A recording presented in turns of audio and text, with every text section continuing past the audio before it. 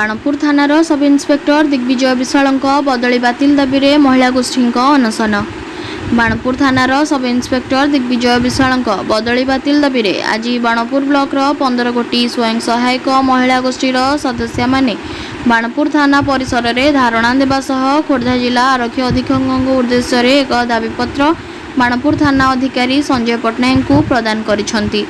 पूर्वरु एही महिला माने गत 5 तारिख दिन बालुगांव उपखंड पुलिस अधिकारी सुरेश कुमार दास को मध्य एने एक दाबीपत्र प्रदान करथिले। थानाधिकारी दाबीपत्र ग्रहण करी 2 दिन समय मागिछंती और जिला आरक्षी अधीक्षक को उक्त दाबीपत्र प्रदान करबा सह तांको अवगत करेबे बोली प्रतिश्रुति मध्य देइछंती।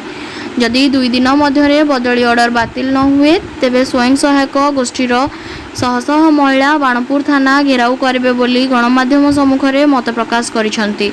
जड़े कर्तव्यनिष्ठ दायित्ववान पुलिस कर्मी भावे श्री विशाल गरीब लोक मानकु उचित न्याय प्रदान करि आसुथिबारु दलमत निर्विशेष तांकु समस्ते समर्थन करिसेंती। बाणपुर रे प्रथम थर भावे कर्तव्यरत पुलिस अधिकारी सपक्ष महिला अतुट समर्थन देखा मिली।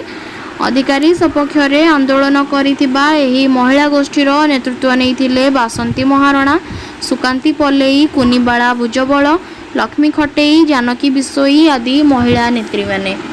महिला सुरक्षा तथा ग्रामांचल रे बेआईन मद बिक्री उपरे लगाम देबारे श्री विशालଙ୍କ कार्य प्रशंसनीय।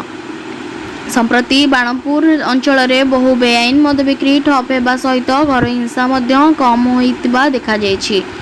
बाणपुर थाना आईआईसी संजय पट्टनायक और सब इन्स्पेक्टर दिग्विजय कार्य को सही अंचल रे समस्ते प्रशंसा करुथिबा बेले सब इन्स्पेक्टर बदली बातिल करबाकू दाबी करिसेंती महिला गोष्ठी।